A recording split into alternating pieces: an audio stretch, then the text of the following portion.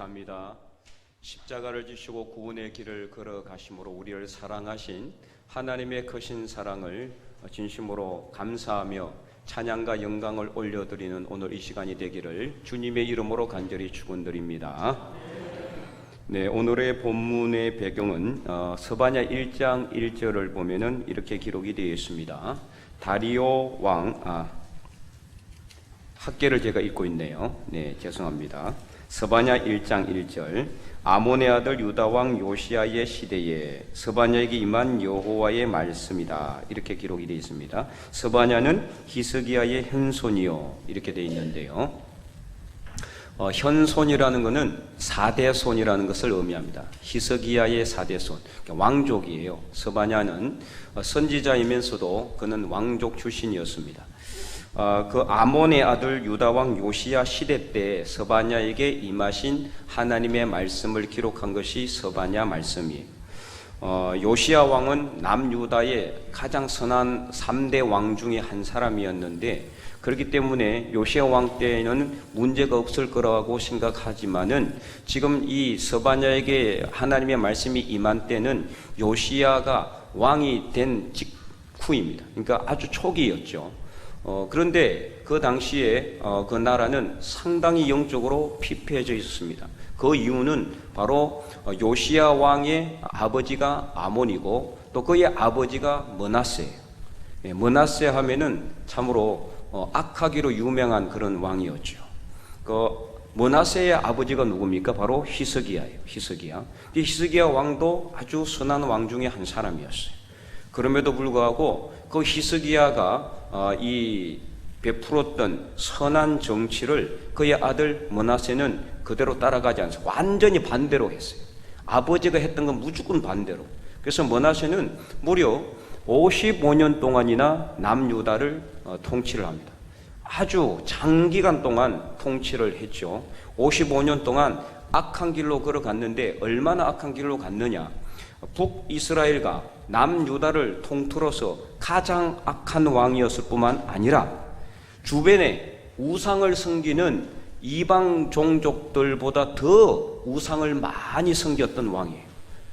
정말 이 너무나 배은망덕한 남유다는 그래도 하나님께서 이 아브람부터 시작해가지고 그 유다 지파에서 예수님이 나오도록 하시는 그런 순수혈통의 어떤 그런 최고의 어떤 그 순수혈통의 정치적인 그런 순수성을 가지고 있는 그런 나라였음에도 불구하고, 그래서 다윗 솔로몬의 후손들이었잖아요.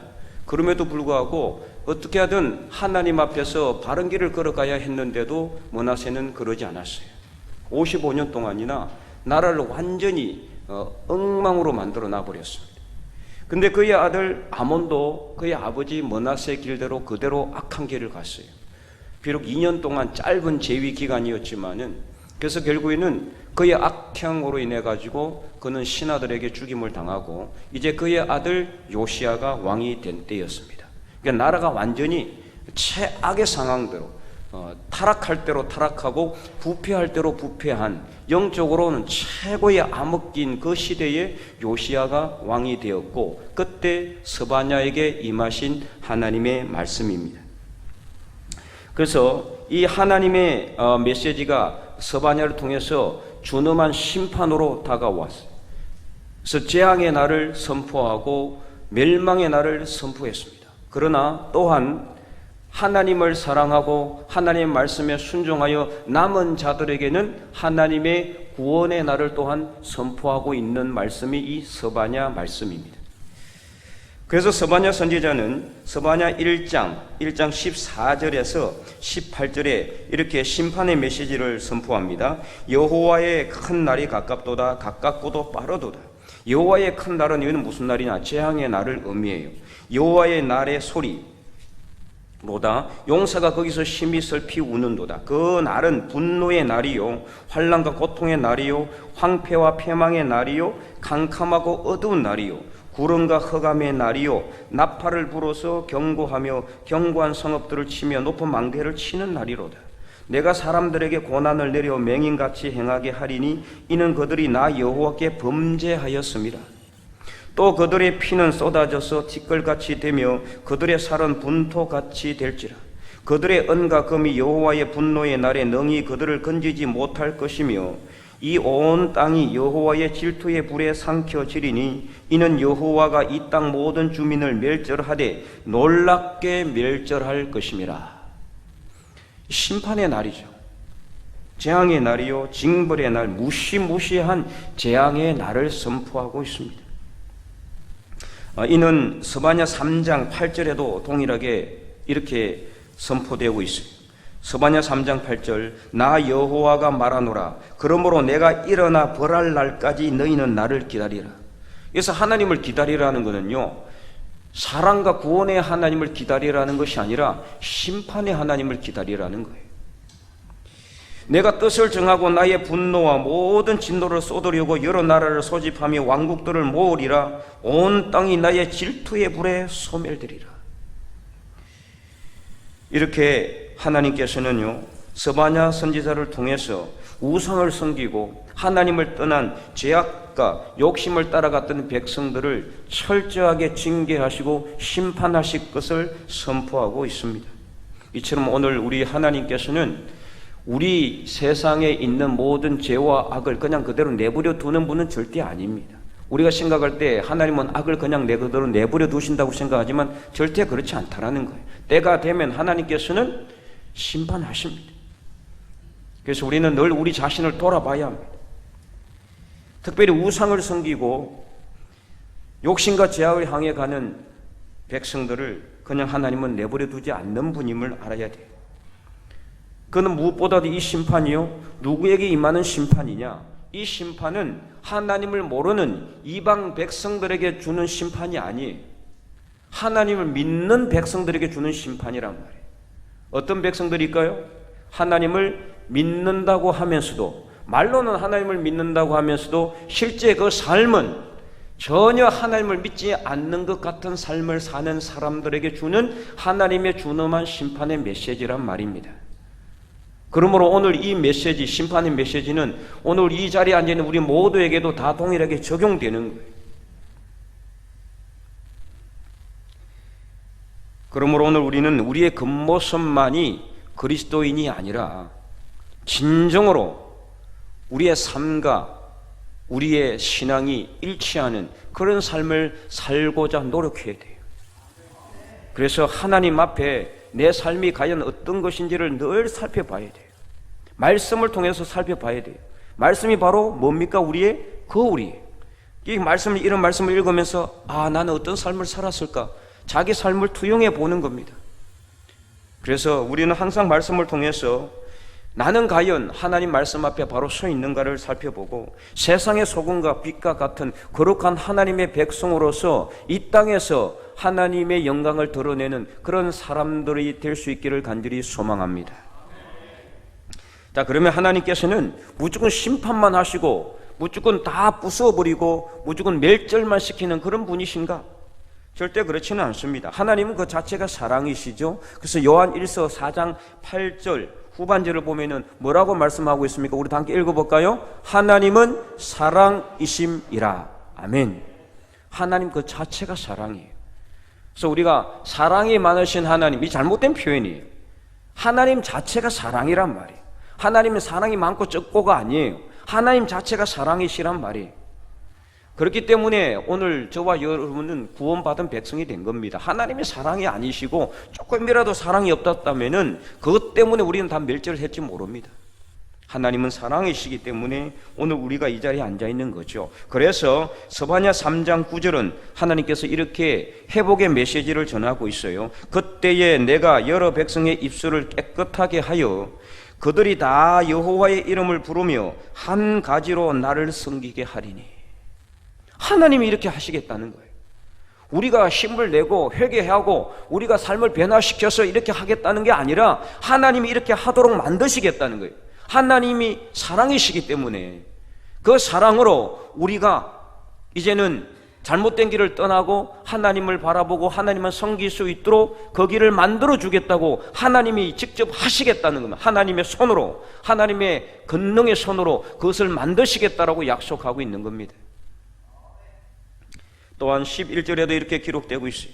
그 날에 내가 내게 범죄한 모든 행위로 말미암아 수치를 당하지 아니할 것은 그때에 내가 내 가운데서 교만하여 자랑하는 자들을 제거하여 내가 나의 성산에서 다시는 교만하지 않게 할 것임이라. 우리의 마음이 교만하지 않도록 하시는 것도 하나님께서 하시겠다는 거예요. 하나님께서 하신다는 소식. 우리가 한다는 게 아니에요. 우리가 스스로 낮아지고 우리가 스스로 깨어지고 우리가 스스로 겸손해지는 것이 아니라 우리가 겸손해지도록 하나님께서 만드시겠다는 겁니다. 뿐만 아니라 12절에는 이렇게 기록이 되어 있습니다. 내가 곤고하고 가난한 백성을 내 가운데 남겨두리니 그들이 여호와의 이름을 의탁하여 보호를 받을지라. 또한 13절에 이런 사람들이 그래서 어떤 사람들이 되게 하시겠다라고 말씀하고 있습니까? 13절 말씀 한번 읽어보도록 하겠습니다. 이스라엘의 남은 자는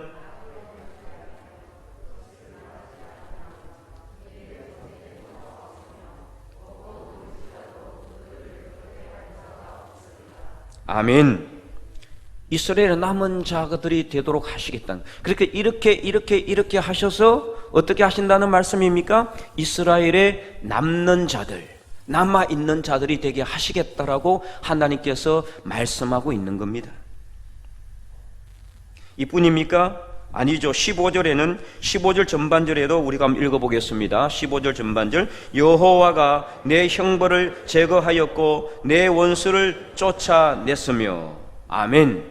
하나님께서 우리의 형벌, 우리가 우리 죄로 인해서 우리의 연약함과 부족함과 허물로 인해서 우리가 받아야 될 형벌, 그 죄의 벌이 있단 말이에요. 그걸 우리가 분명히 받아야 되는데도 불구하고 하나님께서 사랑하시기 때문에 그 형벌을 제거해버렸고, 그리고 우리를 괴롭게 하는 우리의 원수들을 하나님께서 쫓아냈다는 겁니다. 그러므로 우리는 어떻게 해야 됩니까? 14절을 우리 큰 목소리로 읽어보도록 하겠습니다. 시온에 따라 노래할지어다. 이스라엘아 기쁘게 부를지어다. 예루살렘 따라 전심으로 기뻐하며 즐거워할지어다. 아멘. 노래하라는 겁니다. 시온의 딸, 예루살렘의 딸은 이스라엘 백성, 특별히 남유다 중에서도 하나님께서 남겨놓으신 자들을 이야기하는 겁니다. 오늘 그러므로 이 기뻐하고 즐거워하는 것은 우리의 몫입니다. 우리는 참으로 부족했는데, 우리는 참으로 연약했는데, 우리는 참으로 허물 졌는데, 그런데 오늘 우리의 몫은 기쁨과 즐거움이라는 거예요. 그럼 누가 기쁨과 즐거움을 줍니까? 하나님께서 주시는 거예요. 그래서 기뻐하고 즐거워하라고 노래하고 있어요. 기쁨과 즐거움을 가지고 신앙생활을 할 이유가 여기에 있습니다. 우리 힘으로 기쁨과 즐거움을 가질 수는 없어요. 하나님께서 우리에게 기쁨과 즐거움을 주신다라는 말씀이에요. 또한 15절 후반절에서 16절은 이렇게 말씀하고 있어요. 우리 역시 다 함께 읽어보겠습니다. 내가 다시는 화를 당할까 두려워하지 아니할 것이라. 그 날에 사람이 예루살렘에 이르기를 두려워하지 말라. 시온아 내 손을 늘어뜨리지 말라. 아멘. 기뻐하고 즐거워할 뿐만 아니라 두려워할 이유도 없다는 거예요. 두려워하지도 말라는 거예요. 그리고 내 손을 늘어뜨리지 말라는 거예요. 힘없이 쭉 손을 늘어뜨리고 그렇게 절망하며 이 세상 다 살아간 사람처럼 그렇게 포기한 사람처럼 살지 말라는 거예요. 하나님께서 우리에게 소망이 되십니다. 그러므로 손을 늘어뜨리지 말라는 거예요.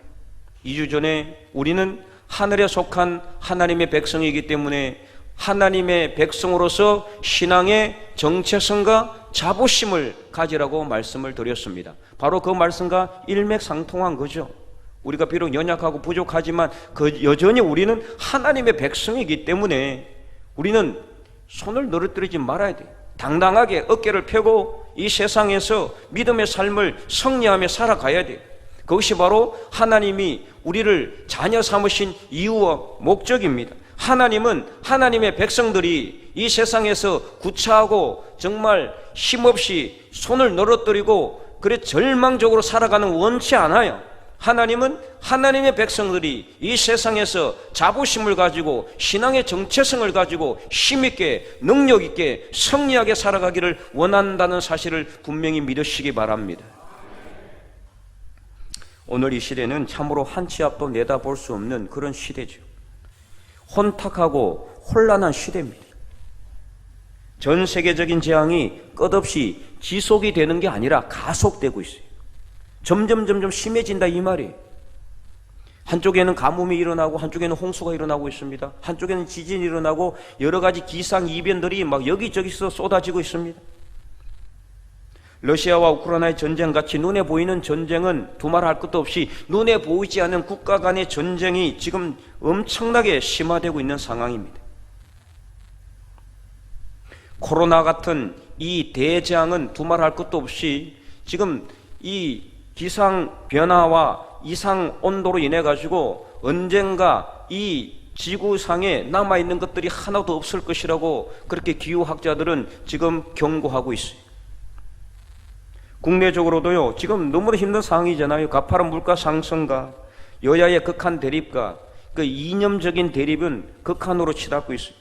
북한과의 문제는 풀기 어려운 난제고 주변 국가들과의 문제도 힘듭니다. 중국이나 일본이나 아니면은 미국과의 그런 여러 가지 러시아와의 관계 속에서 과연 우리나라 이 정말 한반도의 대한민국 조그만하고 지구 위를 딱 보면은 눈에 잘 보이지도 않는 조그만한 나라, 힘없는 나라, 이 나라는 과연 어떻게 해야 됩니까? 하나님을 바라볼 수밖에 없는 거예요. 하나님께 소망을 둘 수밖에 없는 겁니다. 주변의 다른 나라 힘을 빌릴 수 없는 거예요. 오직 하나님만 의지하고 하나님만 바라볼 수밖에 없는 겁니다. 그것을 오늘 본문도 이야기하고 있어요. 그래서 우리는 두려워할 필요가 없어요. 그냥 현실로 바라본다면 두려워할 수밖에 없죠. 북한은 언제 미사일을 쏠지 모르는 상황, 핵을 가지고 있어요. 그 위에 중국과 러시아는 그냥 호시탐탐 어쨌든 간에 북한을 도와서 우리나라를 노리고 있잖아요. 미국은 우리나라가 좋아서 도와주고 있는 겁니까? 아니죠. 자기 나라에 유익이 되니까 도와주고 있는 거예요. 어떤 나라든 간에 지금 자기 나라 자국의 이익을 최고의 가치로 여기지 다른 나라 아무 도움도 안 되는데 도와주지 않습니다. 두려워할 수밖에 없는 상황이잖아요. 국내적으로도 국제적으로도 정말 힘든 사면초가 같은 우리나라 상황 속에서 그럼 우리는 어떻게 되느냐? 두려워하지 말라고 오늘 본문은 우리에게 말씀하고 있습니다. 두려워하지 말라. 내 손을 늘어뜨리지 말라. 여호와 하나님께서 우리와 함께 계신다라는 거죠. 그래서 오늘 본문 15절 중반절은 이렇게 말씀하고 있습니다. 이스라엘 왕 여호와가 내 가운데 계시니. 그리고 또한 17절 전반절 우리 다 함께 큰 목소리를 읽어보도록 하겠습니다. 너의 하나님 여호와가 너의 가운데에 계시니 그는 구원을 베푸실 전능자이시라. 아멘. 구원을 베푸시는 전능하신 하나님이 오늘 저와 여러분 가운데 계심을 분명히 믿으시기 바랍니다. 이 힘들고 어려운 국제 정세 속에서도 국내적인 어려운 정치적 상황 속에서도 코로나 같은 대재앙 속에서도 여러 가지 기상 이변 속에서도 우리를 구원하실 분은 오직 전능하신 하나님이신 줄 믿고 그 하나님만 바라보며 하나님께 소망을 두고 살아가는 저와 여러분이 될 수 있기를 간절히 축원드립니다. 비록 우리가 지금까지는 부족하고 연약하고 허물이 많아서 실수도 했지만 그러나 하나님께서는 우리를 사랑하십니다. 우리의 죄와 허물을 용서하셨고 그래서 이 시대에 남는 자들이 되게 해 주셨습니다. 그래서 우리를 이 죄악의 수렁에서 건져주시고 그래서 이 힘들고 어려운 터널에서 우리를 꺼내주시는 분이 전능하신 구원자 하나님이십니다. 무엇보다도 더 감사한 것은요, 하나님께서 우리로 말미암아 기쁨을 이기지 못하시고 우리를 너무나 사랑하신다는 사실이에요. 그것을 오늘 본문 17절 중반절 이렇게 후반절은 이렇게 이야기하고 있습니다. 우리 17절 후반절을 함께 큰 목소리로 읽어보도록 하겠습니다. 그가 너로 말미암아 기쁨을 이기지 못하시며 너를 잠잠히 사랑하시며 너로 말미암아 즐거이 부르며 기뻐하시리라 하리라. 아멘. 그가 너로 말미암아 기쁨을 이기지 못하시고 너를 잠잠히 사랑하시고 너로 말미암아 즐거이 부르며 기뻐하시리라. 잠잠히 사랑한다는 것은 천천히 사랑한다는 뜻이 아니에요. 이 잠잠이라는 이 히브리어는요, 애틋하게라는 뜻을 가지고 있어요. 애틋하게. 그래서 우리를 사랑하되 어떻게 사랑한다? 애틋하게 사랑한다. 그러니까 얼마나 사랑이 정말 간절하고 그 사랑이 깊고 사랑이 넓으면은 애틋하게 사랑하겠어요. 그러니까 사랑하지 못해서 그냥 힘든 그런 상황을 이야기하고 있는 겁니다. 도대체 나 같은 사람이 무엇이길래 나로 말미암아 기쁨을 이기지 못하시고 나로 말미암아 기뻐하고 즐거워한단 말입니까? 참으로 지금까지 내 삶을 돌아보면은 걸어온 걸음마다 허물이요 부족함밖에 없었고 내가 했던 모든 일들이 내 힘으로 한 것은 하나도 없고 내가 누리는 모든 것도 다 주님께서 우리에게 주신 것인데 도대체 나같이 부족하고 허물지고 연약하고 제약된 사람을 사랑하고 기쁨을 이기지 못하신다고 하시니 우리 인간의 이성으로는 머리로는 도저히 이해할 수 없는 하나님의 기이하고도 놀라운 사랑이에요. 우리 인간의 이성으로는 이해할 수가 없어요. 무엇보다도 19절 그리고 오늘 읽은 20절 말씀에 세상 사람들은 우리를 조롱할지라도 하나님 우리를 괴롭게 하는 자들을 다 벌하시고 저는 자들을 구원하실 뿐만 아니라 핍박과 박해로 쫓겨난 자들을 다 모아서 두 번이나 강조하고 있는 내용이 뭡니까? 온 세상에 칭찬과 명성을 얻게 하시겠다라고 말씀하고 있어요. 칭찬과 명성을 얻게 하시겠다.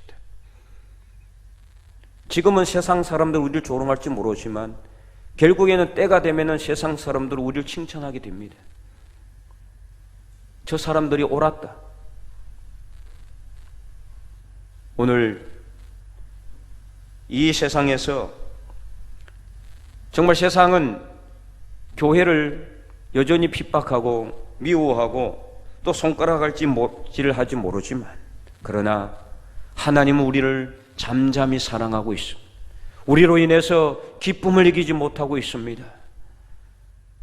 그리고 세상 모든 사람들에게 칭찬과 명성을 얻게 하실 것이라고 말씀하고 있습니다.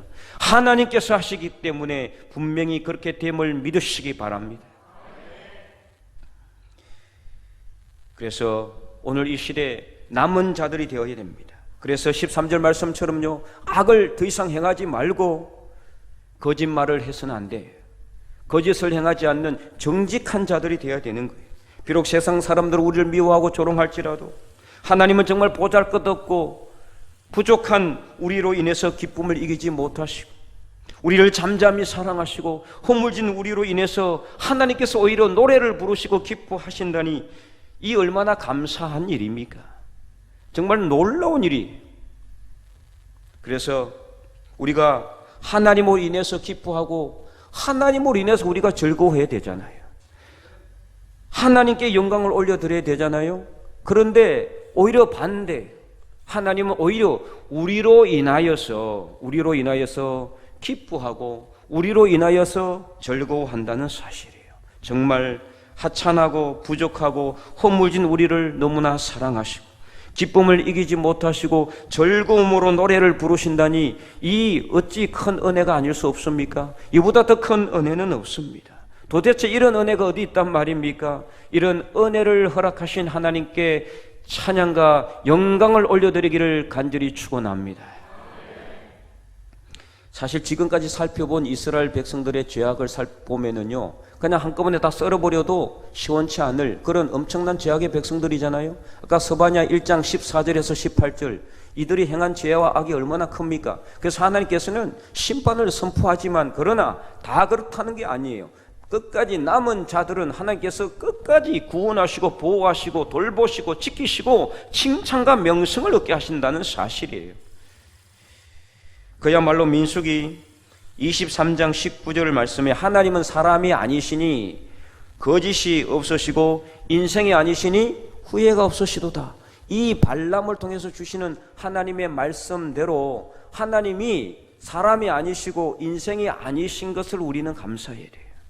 만약에 하나님께서 조금이라도 사람의 성정을 가지고 있었더라면은 오늘 이스라엘 백성들은 물론이요, 저와 여러분은 두말할 것도 없고 이 세상은 벌써 멸망당했을 것입니다.